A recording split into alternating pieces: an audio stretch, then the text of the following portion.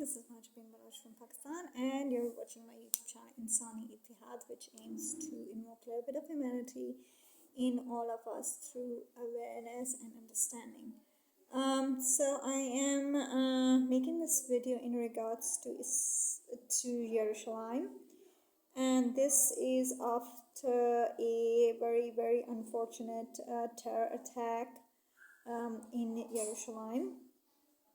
Fortunately, Baruch HaShem, as far as I know, till August 15, and there has not been any casualty, but yes, there have been people who are seriously wounded in this attack, and this comes after a successful operation by IDF against a jihadist terror organization.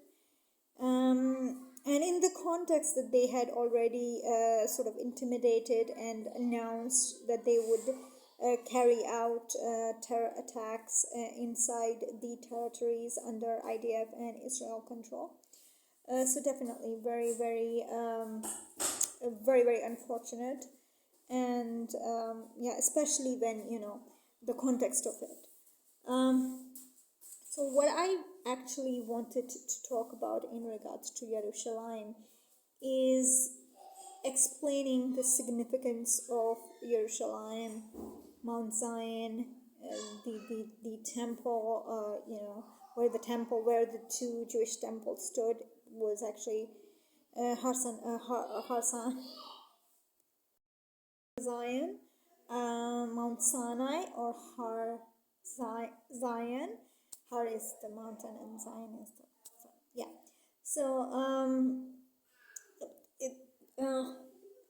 okay. So basically, to start with,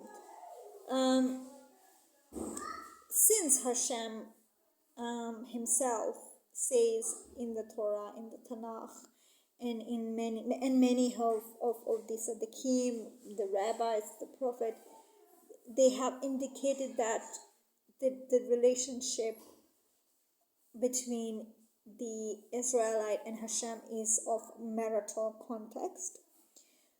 So in that light, HaShem does say to Israel that I will give you a home in Eretz Israel. That will be the home where Israel will dwell along with the Shekinah of HaShem, or the divine presence of HaShem into this world. So it is a very the whole connection of Yerushalayim and Eretz Israel to the Jewish people is that Jewish people are married to HaShem, and their home of this marital couple is in Eretz Israel. And Yerushalayim basically is the Holy of Holies. So like in a video that I made before, I will put the link in the description so you can watch it. I don't do this. I refer to my videos, so I'll put it in the description box and you can see it. So in that context, I said that when the reason the two temples do not exist on Mount Zion or were destroyed, in a way gives us this hope to make every Jewish home like a Beit HaMikdash, where there is this Holy of Holies, and the entire home is the Beit HaMikdash, and the Holy of Holies is the bedroom of the Jewish couple.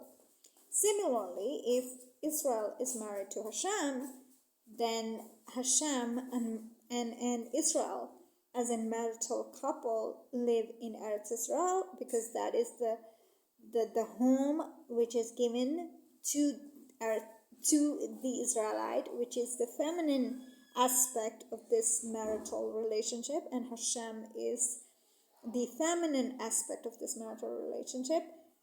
It's like the husband provides the home. So yeah, obviously HaShem provided the Israelites this home, which is Eretz Israel. And in Eretz Israel, the city of Yerushalayim is the Holy of Holies, like the bedroom. So basically, that is the most intimate, close and in a way intimate, yeah, that's the right word, but it is the union, basically the union or the oneness of the Israelites with HaShem happens in Yerushelam. So, historically, when you see that people who have violated violated the sanctity and the holiness of this city, Yerushalayim, either those nations don't exist now, they have disappeared, or they're still suffering in the world, the ones which, still exist. So, we need to understand the sensitivity of this whole concept. Just like I said in that previous video, you will see that no one should be allowed to be present into the bedroom of a Jewish couple, because it's the holy of holy, and only a husband and wife should be present in their bedroom, along with Shekhinah, along with the Shekhinah of Hashem. And the whole concept is that this is a union, in a sense that when a Jewish man is married to a Jewish woman, they complete each other as a one divine soul. And then that one divine soul gets connected with the Shekhinah of Hashem, or with Hashem. So it's a oneness of this whole thing. And this comes, and we see this, and the context of this, or the similar equation that you see, is also in Hashemayim, that is like heaven, when Hashem created the soul, the divine soul of Chava and Adam from itself, and then divided or separated Chava from Adam, so that, again, Adam and Chava can sort of discover themselves and get unified. And only when they unify with each other, they are able to unify with Hashem, or they are able to connect with Hashem. So without the Jewish concept, the Jewish marital concept, and mind you, this is not the sexual connection, that's a different thing. So having sex with someone outside the wedlock, or even in the wedding, while you're married, so marital rape. Okay, I will get confused. So so if someone has sex outside the marital thing, at least if a Jewish woman or a Jewish man, that's not marriage. Marriage is something else.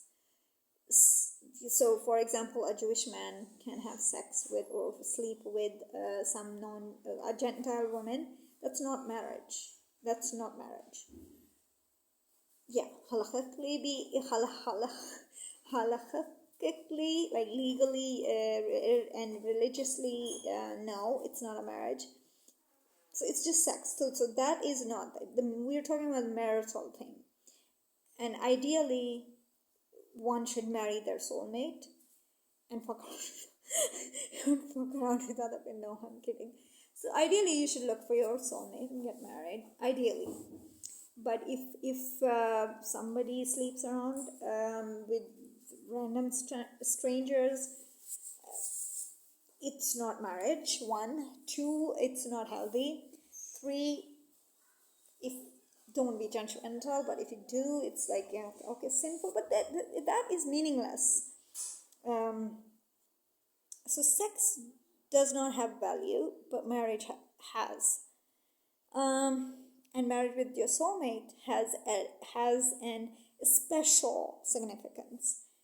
Now, the great example of all of this thing comes from none other than David HaMalachi, who actually built this city. The Yerushelam is called the city of David, and everything. So and the great example comes from David HaMalachi, in a way that he had so many concubines that he had sex with or had slept with. He had so many wives, and he was like reluctantly or just recklessly, getting married, having sex, and it was not.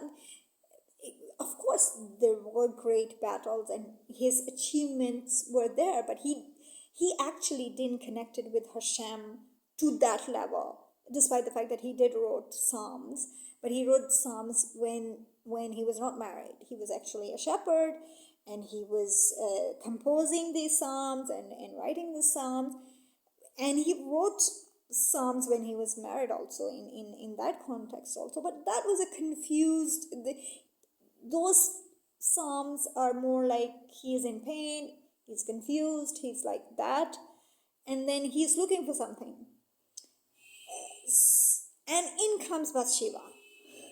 So Bathsheba comes into his life, already a married woman, but they connect. And after Bathsheba comes to David HaMalachi's life, he doesn't have more wives, or even more concubines. I do have to check with that, because I do have to check that. I don't remember. But last I checked, Bathsheba was... And then he became a really, really great, amazing king. And he was very, very guilty also, having intimate relationship with a Jewish woman who was already married, which is a very grave sin. But anyway, so we're not going to talk about that. But that moment when he saw Bathsheba was technically the soulmate of David HaMalachi. So are the wives of David HaMalachi and the concubine have any significance? Yes and no. Yes, in a way that, okay, there are descendants of the Davidic line from those wives, because each wife bore David HaMalachi one son. So they do have significance, but then again, some of his wives and concubines' children had incest, and this again gives us this teaching that we must always look for the other half of our divine soul. We should look, as Jews, at least as a Jewish woman and as a Jewish man, one must pray to have their true soulmate in their life. And they should, at least, if you sleep around, fine, go ahead, but at least don't go to the extent to marrying someone that you are not, or that person is not your soulmate.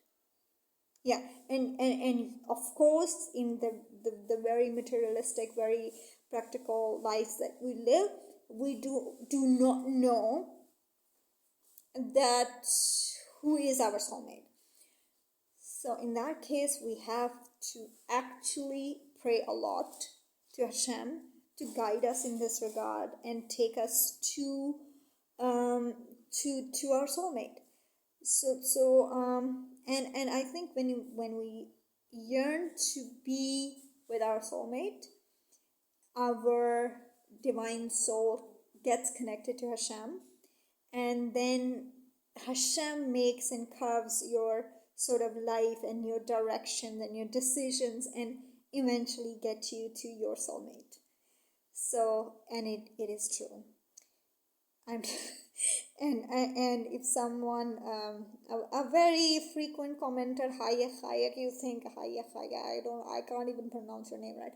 Anyway, so whoever you are, brother, if you think, okay, so there are mosquitoes.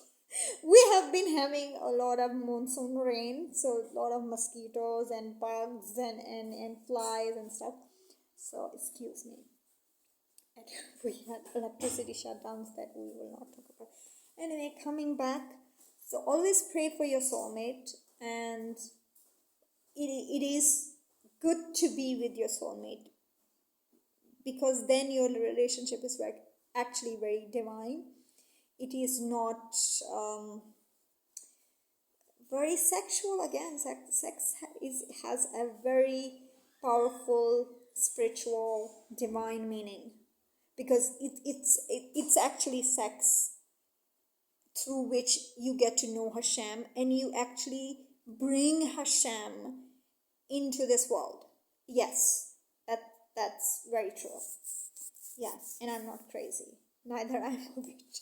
But it's and how I say this is because you see, when a couple has sex, it's not the ovaries, it's not the eggs, it's not the sperms, it's not the testicles or penises which create the human beings. It's HaShem.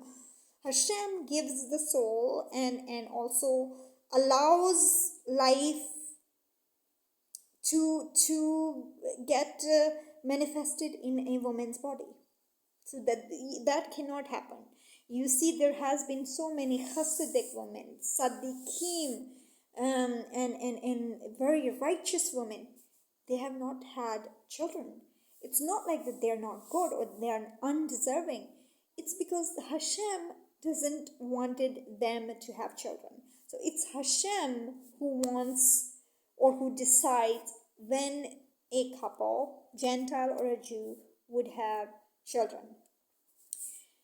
And to create a Yiddish soul, no, to create a Jewish soul, it has the Jewish soul. If I would say elevated, people would just kill me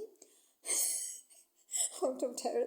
No, but a Jewish soul is it has a lot of, it's a powerful soul than a Gentile soul. And it's because the divineness in a Jewish soul is highly activated. Ideally speaking, not all Jewish soul could be that powerfully activated with their divineness or their connection with with HaShem. And the Gentile souls are more, they're less, divine, shall I say? Okay, please don't kill me. Okay, not divine, it's the connection. It's like a man has a very close female friend, and then he has a wife. Intimately, he would be more closer to his wife than his friend. Okay, if she is not the girlfriend. No, I'm kidding.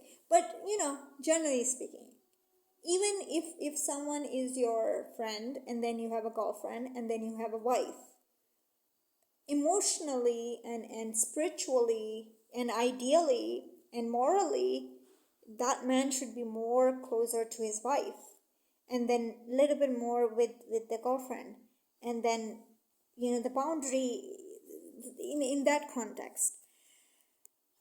So therefore, David HaMalachi meets his soulmate Bathsheba, and the man transforms. And not only he transforms as a Malach of the Israelites, but he also transforms his connection with HaShem.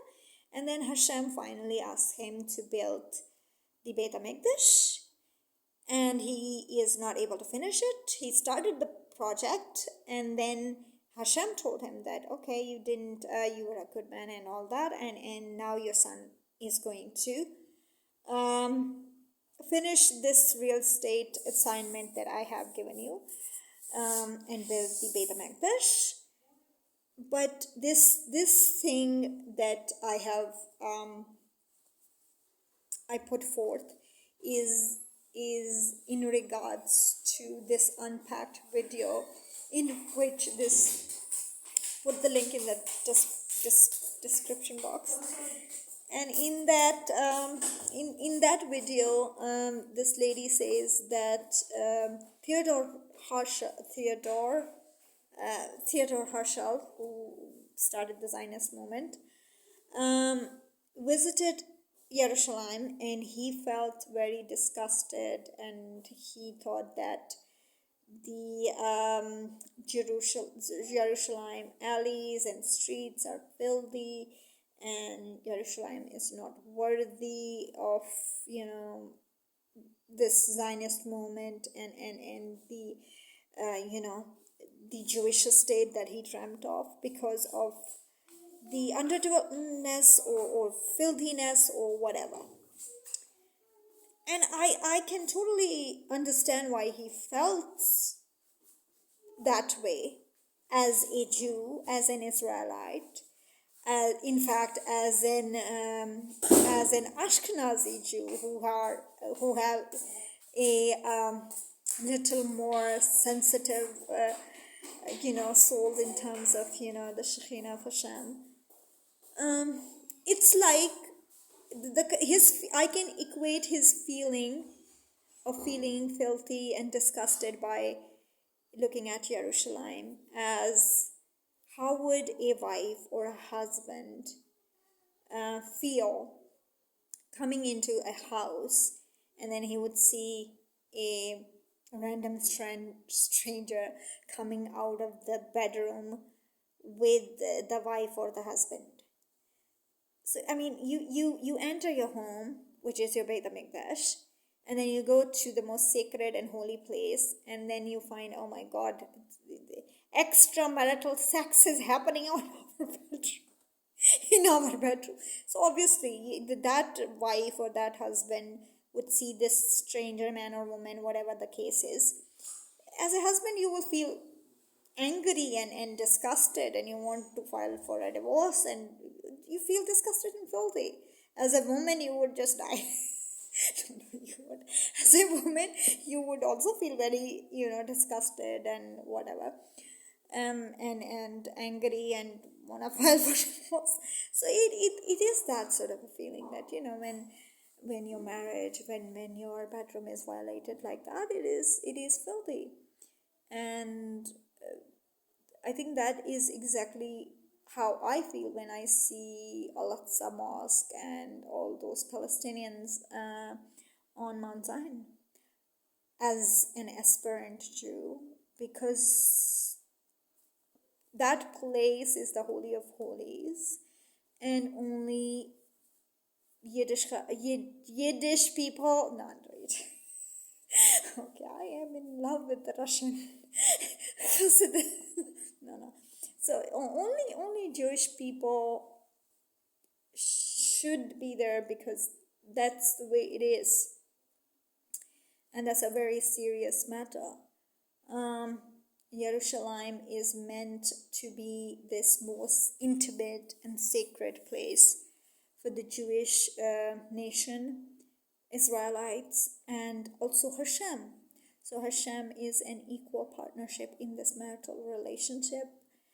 Eretz Israel is the home, and Yerushalayim is the bedroom where the intimacy, the closeness between the Israelites and HaShem is on another level. And personally seeing these sort of terror attacks happening in Yerushalayim, and these, Palestine, any Gentile, from it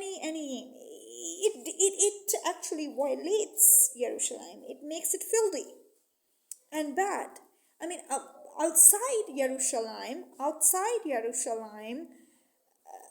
there is this filth. So the presence of any Gentile, look at how Romans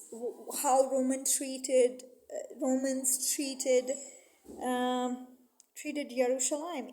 They burned it, they looted it, they made it. It was a very disgusting thing. Same thing happened with the Babylonians, the Greeks, Ottomans, and then those people who violated this place also suffered immensely and were humiliated and disgusted. Roman Empire was destroyed. Babylonian Empire.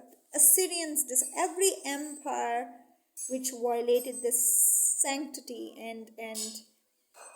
and the boundaries of Yerushalayim were cursed and destroyed. Ottomans, even British Empire, it miraculously was destroyed by Germans. By anti-Semites actually destroyed the British Empire. If we think of it, that the violation of the sacredness of Yerushalayim makes HaShem mad at humanity, because when HaShem values the marital relationship of all the other humans, Gentile or Jew, it also wants that respectful boundary and respectful respect for the relationship that HaShem has for its chosen people. Again, I would use the word chosen people, despite the fact that it hurts so many people. But that's the fact. If HaShem chose the Israelites, every man has the right to choose his wife. So, and you're going to question HaShem. Why on earth? Yeah. So that's the thing, which I think every Christian, every Muslim, every Gentile should know, that this is how it is. And if the sanctity and respect and is violated, this respect and sanctity of the relationship of Israelites with HaShem, it will one day make HaShem and the Shekhinah of HaShem so mad that it will destroy the entire humanity. Because you see, two people fuck up in the most sacred and holy place, which is called their bedroom. New life, new humans come into this world.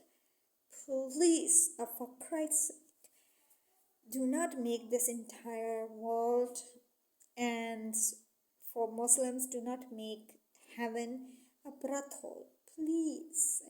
This is a genuine request. Just read the history of Pompeii. It was an old city in the Roman Empire, and they were just so fond of brothels and sex and all of that. Look at what and how they were treated.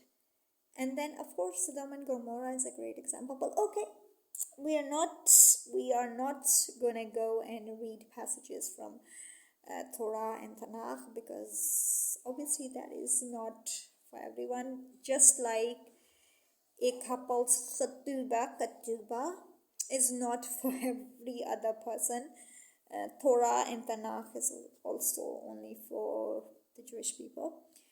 For Gentiles, there is 7 Noahide laws, which includes a detailed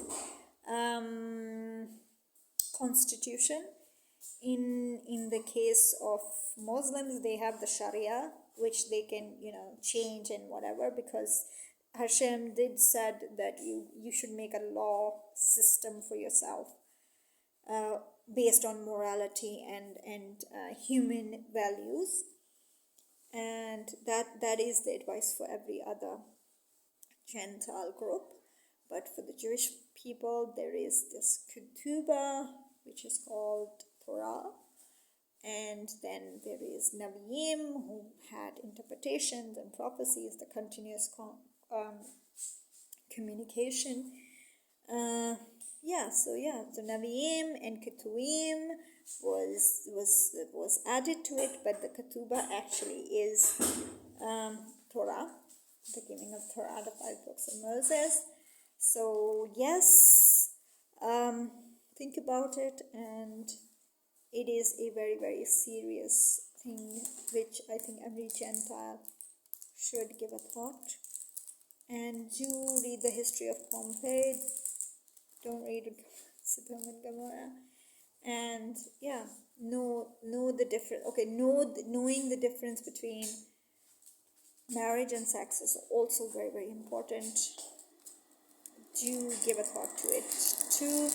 Have a good day, good evening, good afternoon, or good night, whatever the time zone you guys have. I hope Yerushelam is in shalom, in peace, and I hope that the Gentiles, and not just Gentiles, actually the Jews and Gentiles, the entire humanity gets a certain amount of maturity and sensibility. Thank you very much.